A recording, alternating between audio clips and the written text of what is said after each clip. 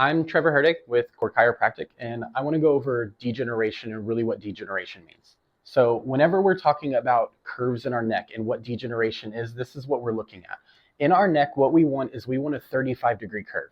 A 35-degree curve allows for gravity and the weight of our head to be pushing on those disc spaces evenly and appropriately. Right here, also, we want those disc spaces to be nice and open, okay? Now, through any accidents that we have, like micro traumas that we talked about in an earlier video, with that, our head and our neck will start falling forward a little bit. That's where we start to lose our cervical curve and degeneration really starts to set in. That's when we start to move into phase one.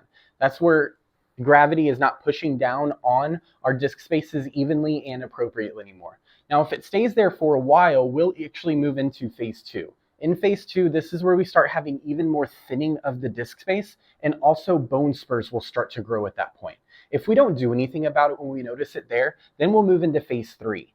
In phase three, this is even more degeneration going on in those disc spaces, almost bone on bone at this point. And also more bone spurs will grow. They're almost fused together, but not quite yet.